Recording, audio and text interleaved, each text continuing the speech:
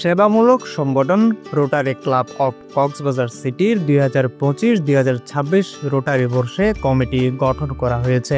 রবিবার 6 July কলাতলীর Simon beach রিসোর্টের হল রুমে ডাক্তার বাদশাহ আলমগীরের সভাপতিত্বে এবং শামসুল হক সোহেলের সঞ্চালনায় প্রেসিডেন্ট ইলেক্ট মমিনুল হক খান সুজনের কোরআন তেলাওয়াতের মাধ্যমে শুরু হওয়া উক্ত অনুষ্ঠানে প্রধান অতিথি হিসেবে উপস্থিত ছিলেন senior Rotarian doctor Bimal Chowdhury. অনুষ্ঠানে বক্তব্য রাখেন এমবি সামাদ সুজন, শহীদুল ইসলাম চৌধুরী, আহসান মাহমুদ, আজিজুল ইসলাম, রিয়াজউল্লাহ সহ আরও অনেকে। অনুষ্ঠানে বক্তারা বলেন, অবহেলিত সুবিধাবঞ্চিত মানুষের কল্যাণে রোটারি ক্লাবগুলো কাজ করে যাচ্ছে। নিজেদের মধ্যে ফেলোশিপ গড়ে তোলার পাশাপাশি পিছিয়ে পড়া মানুষের পাশে দাঁড়ানো রোটারিয়ানদের কাজ। রোটারি ক্লাব অফ কক্সবাজার সিটির প্রতিষ্ঠার পর থেকেই নানা মানবিক কাজের সাথে যুক্ত রয়েছে। নতুন কমিটি এই মানবিক কাজগুলোকে এগিয়ে নেবে।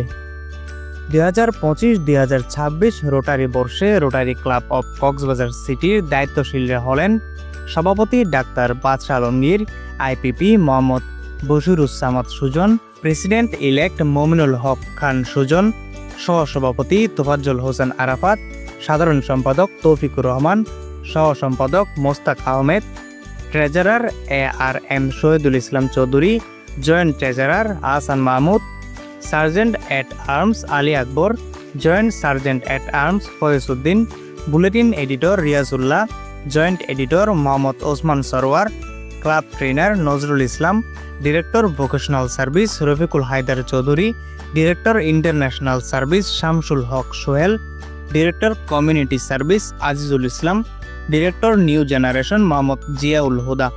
এছাড়াও জ্যাকি কুমার সুশীল, রেজাউল হক এবং ডাক্তার কৃষ্ণ সহ মোট 3 জন নতুন সদস্য অন্তর্ভুক্ত হয়। News desk, CCN।